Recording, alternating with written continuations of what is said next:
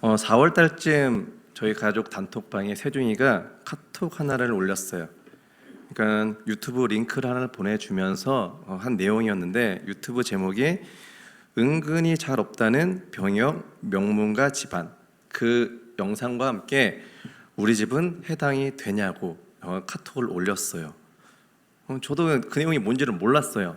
병역 명문가가 뭔지도 몰랐는데 한번 찾아보니까 병무청에서 군대를 갔다 온 것들을 격려하고 장려하는 차원에서 3대가 모두 현역으로 복무 등을 성실히 마친 가문에게 어떤 나름대로 표창장도 주고 여러 가지 혜택을 주는 제도입니다. 그러니까 2004년도부터 시작했으니까 20년이 조금 넘었던 것 같아요. 저는 그냥 단순하게 세중이 기준으로 할아버지도 군대 다녀오셨고 저도 군대를 갔다 왔고, 그래서 너만 군대를 갔다 오면 해당될 거야 라고 이야기를 했습니다.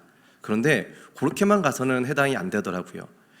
거기서 말하는 3대는 뭐냐면 세중이를 기준으로 큰아빠 작은아빠도 가야 돼요. 그리고 사촌들까지도 남자라면 군대를 갔다 와야 해당이 되는 겁니다. 그래서 다시 한번 되돌아보니까 제 형제는 남동생 하나밖에 없습니다. 그러니까 남동생도 군대를 다녀왔고요. 이제 문제는 사촌들인데 세중이 사촌은요, 친가 외가를 다 포함해서 아들이 유일합니다. 그래서 세중이만 군대를 갔다 오면 나라에서 혜택을 받을 수가 있어요. 그래서 그 혜택이 사진을 보시면은 저런 감사패 같은 것도 주고요. 저런 것도 준대요. 그리고요, 민간인임에도 불구하고 PX도 이용할 수 있습니다. 그리고 뭐 정말 유명한 호텔, 리조트 그런 것들도 할인가로, 회원가로 이용할 수 있다라고 합니다. 그 대전에 있는 웬만한 큰 병원 진료비도 다 할인받을 수 있는 제도라고 합니다. 그런데 그렇게 혜택이 있으니까 너 빨리 군대 갔다 오라고. 생각해봐도 한 5년 정도 걸리겠더라고요.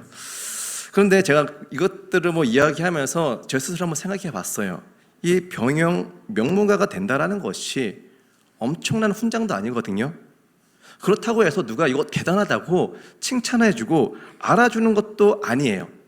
그런데 제 입장에서는 괜히 기분이 좋고 빨리 했으면 좋겠고 그런 생각이 들더라고요. 그러면서 한편으로는 내가 뭔데 이런 것에 내가 욕심을 내고 있지? 라는 생각을 했어요. 그러면서 세상적인 혜택 때문에 그런 것을 기다리고 그것 때문에 설레이고 욕심을 내는 것보다 신앙적인 부분에서 욕심을 내야 되는 것들이 있어야 되지 않나 한번 생각해 봤습니다. 그래서 병역 명문가가 아니라 신앙의 명문 가정, 명문 가문을 만드는 것이 내가 해야 될 일이 아닌가 생각을 했어요. 그러면서 이번 설교를 준비하면서 어떻게 하면 신앙의 명문 가문을 우리가 만들 수 있는지 성경 인물을 통해, 성경 말씀을 통해 함께 알아가는 시간이 되었으면 좋겠습니다. 성경 인물들은요, 정말로 많이 있죠. 가문으로 따져도 정말 많은 가문이 성경에 기록되어 있습니다. 그럼 우리가 생각할 때 나름대로 명문 가문, 어떤 신앙 인물이 있겠습니까? 아브라함, 당연히 명문 가문일 수 있겠죠.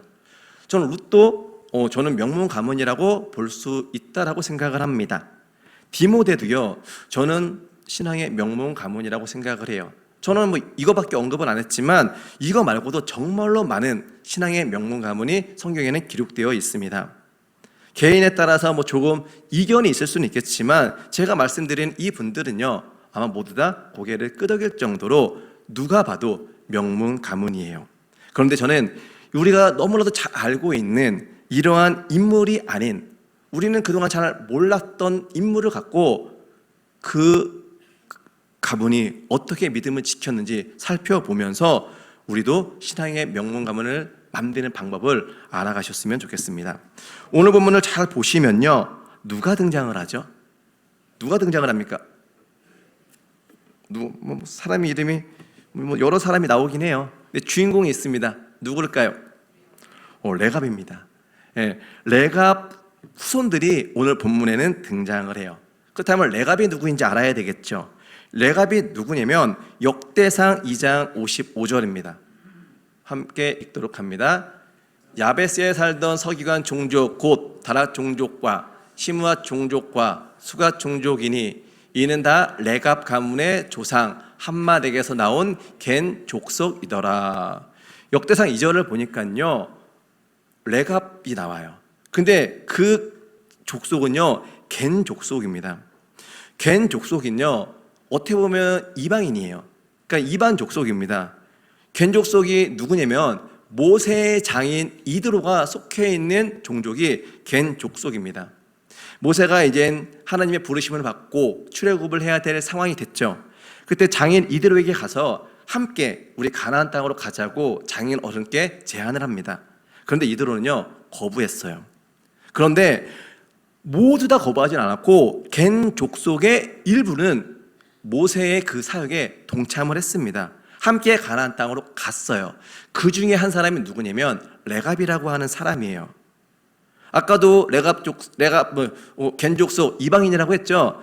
당연히 레갑 족속도요 하나님을 알지 못했습니다. 하나님을 믿었던 족속이 아니었어요. 그 광야에서 모세와 함께 광야 생활을 하면서 하나님을 알게 되었고 하나님을 믿기로 결심했던 사람, 그 다음 무리였습니다.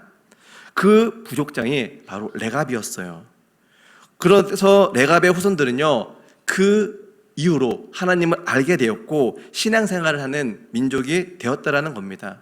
그런데 오늘도 계속해서 보겠지만 레갑 후손들은요 선민 이스라엘 백성들보다 하나님을 더 잘 섬기는 믿음의 가문이 되었다는 사실이에요. 그렇다면 어떻게 이방 민족이었던 레갑의 후손들이 믿음의 가문이 될 수 있었겠습니까? 먼저 1절과 2절을 보니까요 하나님이 예레미야 선지자에게 이런 제안을 합니다. 레갑 후손들을 한번 시험해봐라. 그 시험의 내용이 뭐였냐면 그들을 다 불러다가 포도주를 마시게 하라는 시험이었어요. 2절을 봅니다. 오늘 본문 2절입니다. 시작. 너는 레갑 사람들의 집에 가서 그들에게 말하고 그들을 여호와 집 한방으로 데려다가 포도주를 마시게 하라 하시니라. 참 이상하죠. 하나님이 열심히 신앙생활하는 그 백성들을 데리고 와서 그건 술을 먹이는 거예요. 술을 먹이라는 거예요. 어떻게 했습니까? 그러니까 순종했습니다. 그 내용이 3절에서 5절에 자세히 기록되어 있어요. 3절을 보니까 모든 레갑 사람들을 데리고 왔습니다. 그리고 4절을 보니까 어떻게 합니까? 4절 말씀 봅니다. 여호와의 집에 이르러 익달의 아들 하나님의 사람 하난의 아들들의 방에 들였는데 그 방은 고관들 방 곁이요 문을 지키는 살룸의 아들 마세야의 방 위더라. 데리고 왔는데 어디 방에 갔냐면 하난의 아들들의 방에 들어갔습니다. 그리고 이 방은 어디에 위치해 있습니까? 4절 가장 앞부분에 보면 여호와의 집이에요. 다시 말하면 하나님의 성전에 있는 한 방에 이 레갑 후손들을 초청한 겁니다. 그러면서 5절에 보니까 뭐를 권해요? 술을 권해요. 포도주를 권합니다. 한번 이 말씀은 세번역 버전으로 한번 보도록 하겠습니다. 좀 더 이해하기 쉽거든요. 함께 읽습니다. 내가 레갑 사람들의 후손들 앞에 포도주가 가득한 종지와 술잔을 놓고 마시라 권하매. 포도주를 먹으라고 권했어요. 그러면 이 상황에서 레갑 후손들의 정상적인 반응은요, 일반적인 반응은요, 그냥 권했으니까 마셨을 것 같아요. 그런데 레갑 후손들의 반응은요, 우리의 생각과는 전혀 다른 반응이었습니다. 안 먹겠대요. 안 먹겠다고 단호하게 거절을 합니다. 근데 저는 이 단호하게 거절한 것이 저는 대단한 거라고 생각을 해요. 한편으로는 아니 먹으라고 했을 때 내가 안 먹을 수도 있지, 그게 뭐 대단한 거야 라고 생각할 수 있어요. 그런데 앞뒤 배경과 환경을 보면요 쉽지 않은 결정이었습니다.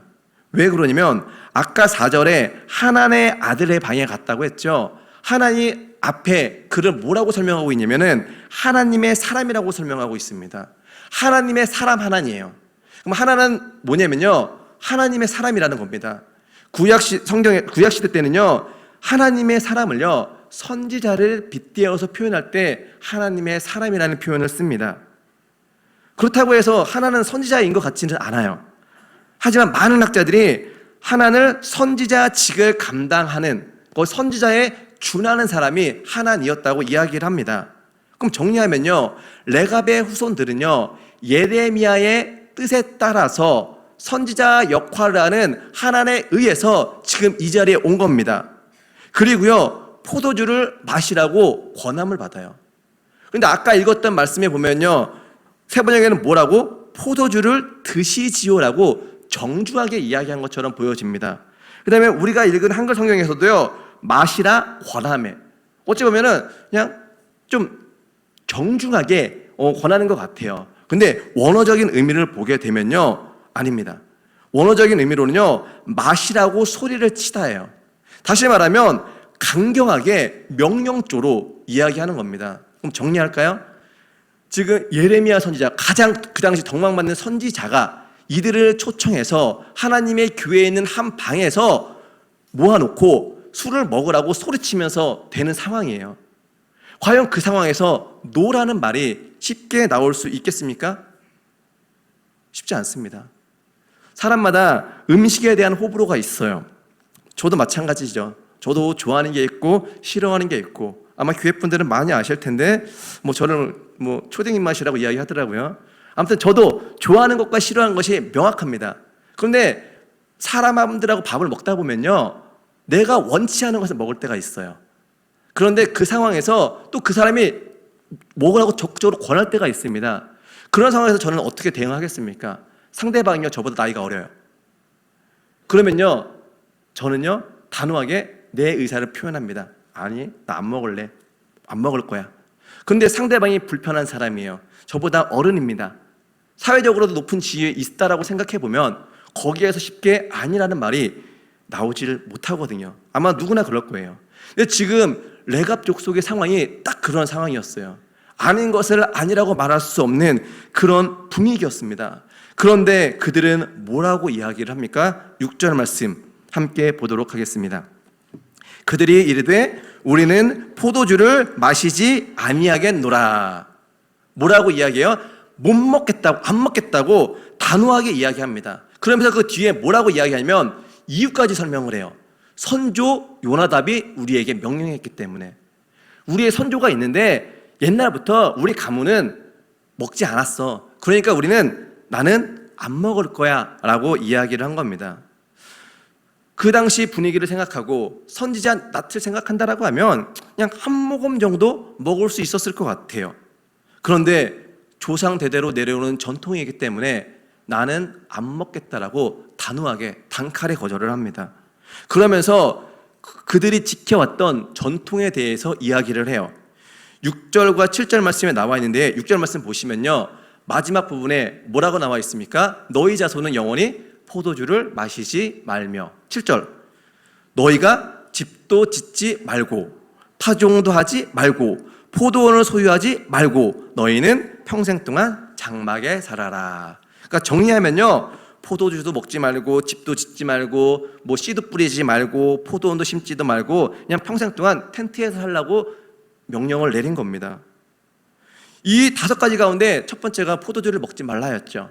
그렇기 때문에 우리는 먹을 수 없다라고 이야기한 겁니다. 믿음의 선조가 이야기했으니까 그런 거 지키는 거 어렵겠어? 라고 생각할 수 있어요. 근데 이 요나답이 이 말을 했을 때가요, 약 250년 전입니다. 250년 전에 이야기한 거예요. 사람들은요, 누구나 지금 바로 들었을 때는요, 반응을 하고요, 따를 수 있어요. 근데 1년이 지나고 2년이 지나고 10년이 지나고 100년이 지났는데 그것을 계속해서 똑같이 반복하고 있다? 쉽지 않은 겁니다. 시간의 지남에 따라서요, 사람은요, 누구나 하던 것도 안 하게 되거든요. 지금 그 레갑의 후손들도 마찬가지였어요. 그런데 무려 250년 동안 그것을 지키고 있었다라는 겁니다. 250년 감이 오시나요? 우리나라 지금 2025년도에 마이너스 250년을 하면 조선시대죠. 그때 왕이 누군지 아십니까? 그때 왕 정조입니다. 정조. 그러면은 그 조선시대 정조시대에 나름대로 주류 귀족도 아니고 변방의 지방 세력에 있는 한 가문에서 어떠한 전통이 있었는데 그 전통이 250년이 지난 지금 이 순간까지도 그것이 지켜지고 있다는 거예요. 과연 그게 현실적으로 가능한 일입니까? 제가 저희 아들이 세중이죠. 세중이한테 제가 이렇게 말을 했다고 생각해 보세요. 너 앞으로 집도 사지 마. 그 다음에 너 절대 돼지고기도 먹지 마. 라고 제가 세중이에게 명령했을 때 과연 세중이가 순종할까요? 세중이는 절대 안 할 겁니다. 근데 100번 양보해서 아빠 말이니까, 그지? 아빠 말이니까 뭐 세중이가 효자인지는 모르겠지만 효자인 세중이가 아빠 말을 들어서 세중이 때는 그 말을 지켰다고 생각해 보세요. 근데 세중이가 결혼해서 자녀를 낳을 텐데 그 자녀가 지금 내 말을 순종할까요? 그러면 그 자녀의 자녀의 자녀 250년 후에 그 자녀도 과연 제 말을 듣고 제 말에 순종할 수 있을까요? 저는 절대 불가능하다고 생각을 해요. 레갑 후손들이요 딱 그 상황이에요. 그런데 보니까요 지키고 있다라는 겁니다. 지켰다가 아닙니다. 지켰다는 과거형이잖아요. 과거형으로 끝나는 게 아니라 지켰고 지금도 지키고 있고 앞으로도 지킨다라는 게 레갑 가문의 현 상황이에요. 정말로 쉬운 것이 아니거든요. 다시 한번 정리할까요? 그들이 지켜왔던 것 또 세 가지를 정리하면요, 포도주 먹지 말고 집도 짓지 말고 농사도 짓지 말라예요. 그런데 그 당시 환경을 생각해 보세요. 그 당시는요 삶의 전부예요. 삶의 전부를 하나도 하지 말라는 겁니다. 포도주는요 우리가 생각하는 술일 수도 있어요. 하지만 고대 근동에서는요 물이 귀했기 때문에 포도주는 일상적인 음료로 먹었다고 합니다. 뭐 물을 희석해서 타면요 음료처럼 먹었다고 해요. 그것을 먹지 말라고 하는 겁니다. 집을 짓지 말고 장막에 살으라고 한 것은요 레갑 족속이요 후손들이요 유목민이거든요. 그러면 유목민의 입장에서 그 더운 지역에서 이동하면서 그런 생활하는 게 재밌겠습니까? 편하겠습니까? 그들 나름대로는요 어느 한 곳에 정착해서 안정적인 삶을 살고 싶지 않겠어요? 그런데 단호하게 이야기해요. 집 짓지 말고 텐트에서 살아. 농사도 짓지 말라고 하면 씨를 뿌리지 말라는 건요 농사도 짓지 말라는 거잖아요. 농사는요 당시 안정적으로 살기 위해서는요 필수적인 일이거든요. 근데 이것도 하지 말라고 이야기한 것입니다. 정리하면요 니네들이 누릴 수 있는 모든 것들, 할 수 있는 모든 것들 다 하지 말라는 거예요. 그런데 이게 사치가 아니거든요. 그냥 정상적인 경제활동이고 정상적인 일상적인 생활인데 그것을 요나답은 하지 말라고 후손들에게 명령했습니다. 인간이 누려야 할 당연한 기본권인 것 같은데 왜 요나답은 후손들에게 이런 것들을 하지 말라고 했겠습니까? 그렇다면 요나답이 누구이고 왜 이 명령을 내렸는지 알아야 되지 않겠습니까? 요나답이 누구냐면요 열왕기하 10장 15절에 요나답이 나옵니다. 한번 말씀 띄워주세요. 여기를 보니까요 예후가 거기에서 떠나 자기를 맞이하러 오는 레갑의 아들 여호와를 만난지라. 그러니까 예후가 누구냐면요 북이스라엘의 유명한 왕이 있죠. 아합 왕. 그러니까 나쁜 쪽으로 가장 유명한 왕입니다. 우상을 가장 많이 섬겼던 왕 아합 왕의 군대 장관이 예후였습니다. 그 당시 선지자가 엘리야 선지자였는데 하나님이 엘리야 선지자를 통해 몇 번이나 경고했어요. 우상을 섬기면 안 된다고. 아합은 당연히 굴하지 않았죠. 열심히 우상을 섬겼습니다. 그래서 하나님이 선택한 방법이 뭐냐면 예후 장군을 통해서 쿠데타를 일으키는 거였어요. 그래서 하나님의 명령에 의해서 예후가 쿠데타를 일으킵니다. 쿠데타를 일으키면서 혼자의 힘으로 안 되는지 한 부족과 한 족속과 연합을 해서 그 쿠데타를 일으켰어요. 그 연합했던 그 족속이 바로 요나답이었습니다. 결과적으로 어떻게 됐을까요? 성공한 쿠데타가 되었어요. 그러면 쿠데타를 일으켰는데 거기에 성공했다. 그리고 거기에 1등 공신이 요나답입니다. 그럼 그 이후의 삶은 어떠한 삶이 펼쳐지겠습니까?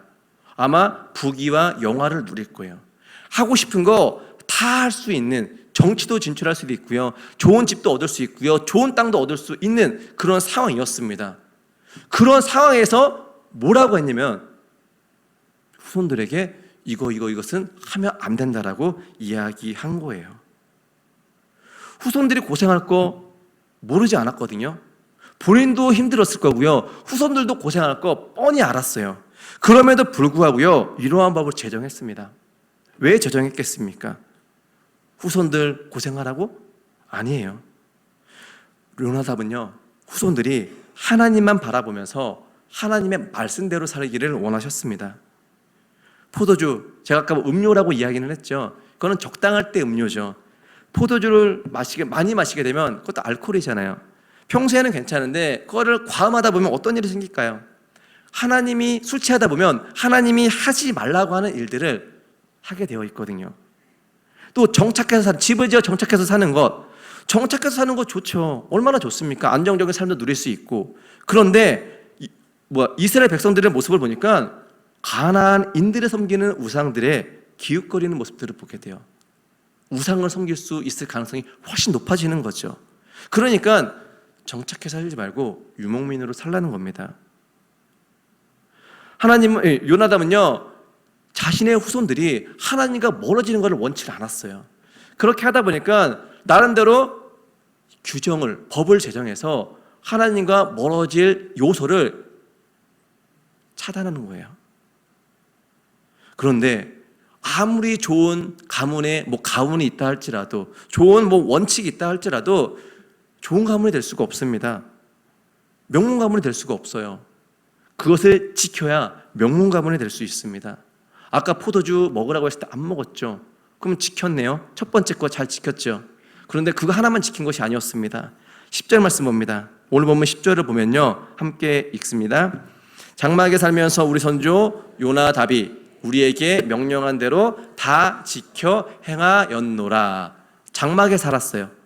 그것도 지키고 있는 거죠. 그러면서 우리에게 명령한 대로 다 지켰다고 성경은 기록하고 있습니다. 지켜라는 뜻이요, 원어로 보면 듣다예요.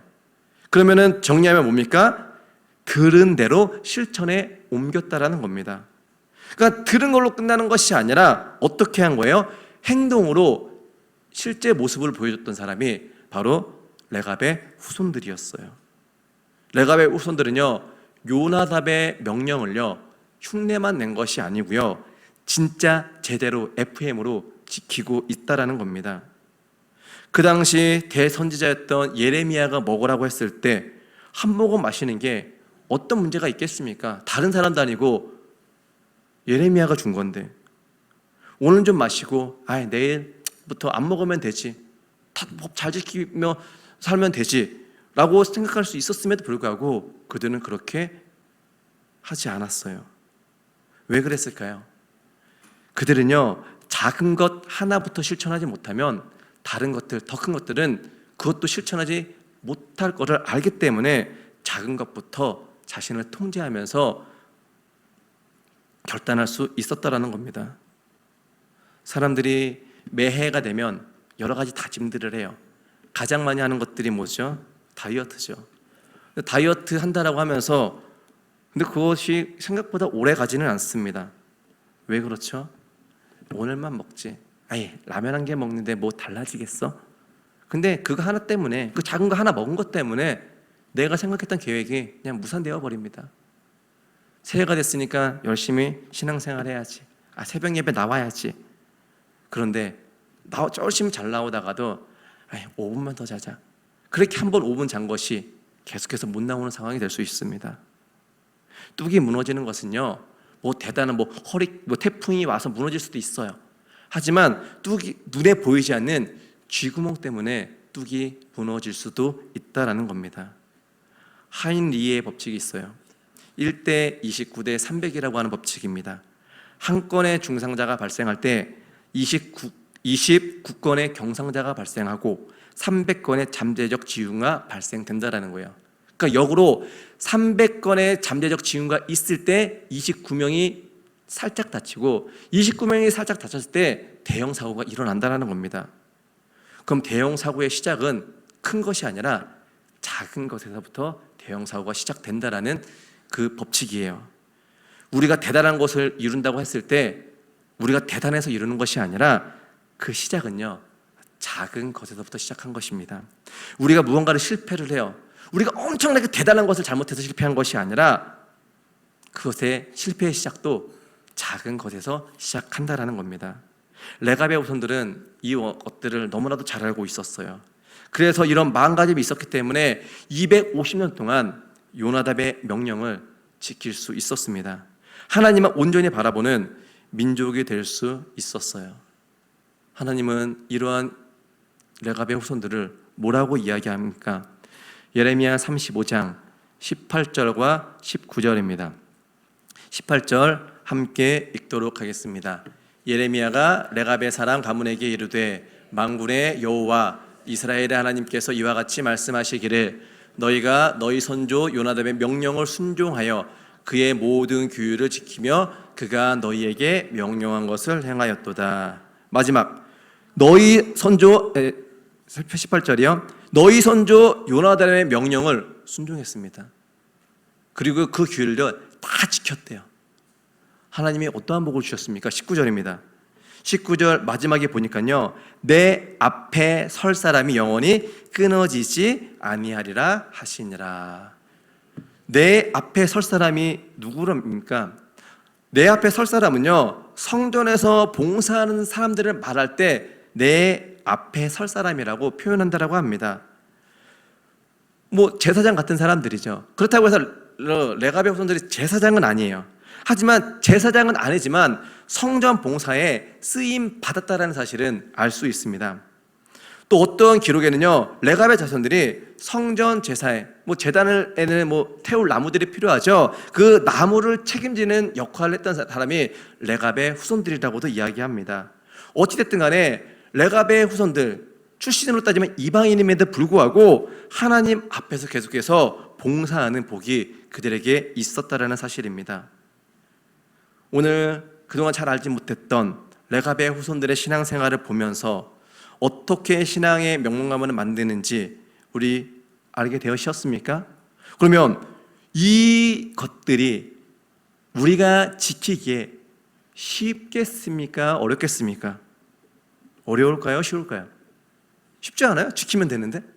겉으로 볼 때는요, 굉장히 쉬워 보입니다. 하지만요, 쉽지 않습니다. 사진 한 장 보여주실래요? 아마 요즘 애들은 모를 텐데 어른들은 다 아실 거예요. 저희 때만 해도 방학 때만 되면 저 동그랗게 해갖고 그 꿈나라 하고 몇 시에 일어나서 몇 시부터 몇 시까지는 무슨 과목 공부하고, 아마 그렇게 공부했으면 저도 여기 없었을 텐데, 아무튼 계획은요 번지르르하게 짭니다. 근데 계획은요 딱 저거 만들 때까지인 것 같아요. 아마 저도 마찬가지고 여기 계신 분들도 짜기는 짰지만 방학 끝날 때까지 실천하시는 분들은 아마 거의 없었을 거예요. 제가 뭘 말하려고 하는 거냐면, 우리가 몰라서 못하는 게 아니에요. 안 해서 못하는 겁니다. 안 해서. 다시 말하면 실천하는 것이 그만큼 어렵다라는 거예요. 그런데 그 레갑의 후손들은요, 그 어려운 것을 하고 있는 중이라는 사실입니다. 예레미야 35장에서는요 레갑의 후손들에 대한 이야기를 했어요. 칭찬받아 마땅하죠. 그런데 반대로 잘못된 이스라엘 백성들의 신앙도 하나님은 지적을 합니다. 35장 14절 말씀 보시면요, 마지막 부분에 뭐라고 이야기하죠? 내가 너희에게 말하고 끊임없이 말하여 해도 너희가 내게 순종하지 아니하였다.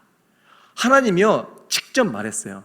레갑의 후손들에게는 하나님이 어떻게 하라고 가이드 안 했거든요. 이야기 안 했거든요. 근데 이스라엘 백성들은 어쨌든 선민이잖아요. 선택된 백성들이잖아요.